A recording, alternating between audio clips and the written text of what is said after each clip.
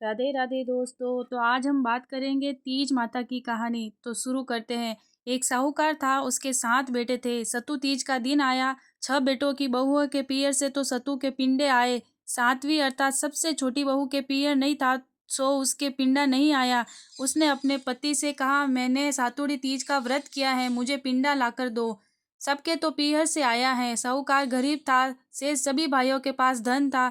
अतः अब साहूकार का लड़का हलवाई की दुकान में चोरी करने घुसा।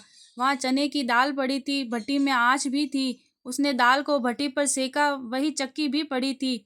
अब वह दाल को पीसने लगा। चक्की चलने की आवाज से दुकान का मालिक जाग गया और उसे पकड़ लिया। तब साहूकार के बेटे ने कहा कि मैं कोई चोर नहीं हूँ, आज मेरी पत्नी ने सातुड़ी तीज का व्रत रखा है, उसके पियर नहीं है, इसलिए उसके पिंडा नहीं आया और मैं गरीब हूँ, केवल 1.25 सेर सत्तू का पिंडा बनाकर ले जाऊंगा। फिर तुम चाहे मुझे मारो या दरबार में पकड़वा देना। इस पर दुकान के मालिक ने कहा कि तुम घर जाओ, हम सुबह पिंडवा भिजवा देंगे। तुम्हारी पत्नी को हमने बेटी मान लिया है। दूसरे दिन 1.25 सेर का पिंडा और वस्त्र आदि दुकान के मालिक ने साहूकार के घर भिजवा दिया।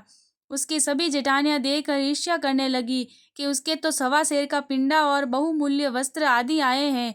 सास ने पूछा, तू तो कहती थी कि मेरे पियर नहीं है, तो फिर ये इतना सब कहाँ से आया?